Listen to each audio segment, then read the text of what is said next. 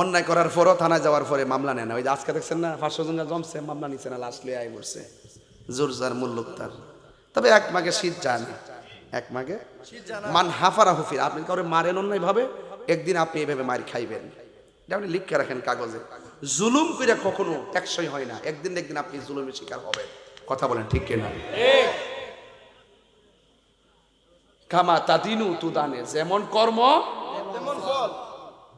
2 নম্বর হইল আস-সাখী, দানশীল ব্যক্তি। আস-সাখিয়ু হাবিবুল্লাহ, দানশীল ব্যক্তি আল্লাহর বন্ধু। দানশীল ব্যক্তি আল্লাহর বন্ধু। 3 নম্বর হইল যেই লোকটার মনটা মসজিদে পড়ে থাকে।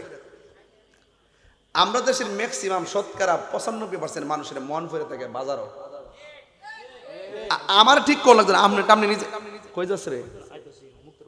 এটা একটু দূরের থেকে আইতাছি, এদিকে যা। এই তো সরস না, আল্লাহু আকবার করুন না, তার ফান খাওয়াটা বন্ধ করতেছি আর কি।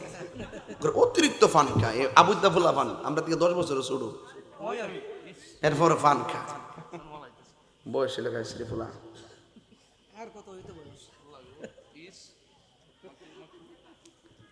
আমরা দেশের মানুষের মন মানসিকতা কি বাজারও বেশি পড়ে থাকে না মসজিদও? এটা আপনার বিবেককে প্রশ্ন করেন। মসজিদে যাওয়ার পরে দেখবেন ইমাম সাহেব যখন বৈঠকে বসে একটু দেরি হয় না সালামটা ফিরাইতে, হ্যাঁ ফিসের থেকে মসজিদে কাশের বন্যা শুরু হয়ে যায়। ইমাম সাহেবের মিস কল দে তাকদা সালাম ফিরেন, বাজারে কাম আছে। কথা কি সঠিক?